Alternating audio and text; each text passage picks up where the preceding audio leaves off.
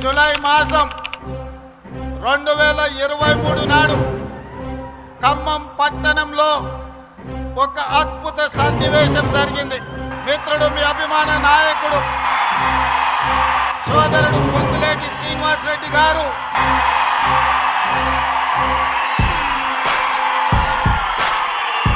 కేసీఆర్ ను, టీఆర్ఎస్ పార్టీని 100 అడుగుల గోతి తీసి పాతి పెట్టడానికి కంకణం కట్టుకొని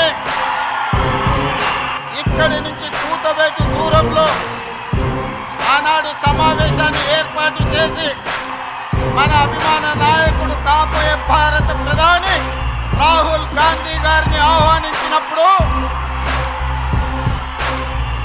ఈ ఖమ్మం జిల్లా ప్రజలు లక్షలాదిగా ఉప్పెనై కమ్మేసి ఆనాడు టీఆర్ఎస్ ను పొందబెట్టిన మాతో జూలై మాసం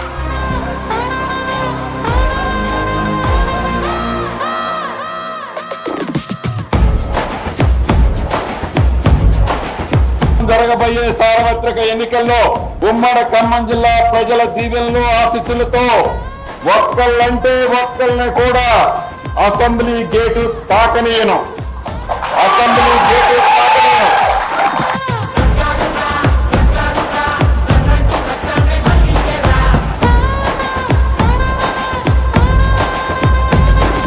ఖమ్మంలో కూడా ఆల్మోస్ట్ క్లీన్ స్వీప్ చేసింది కాంగ్రెస్ అని చెప్పుకోవాలి.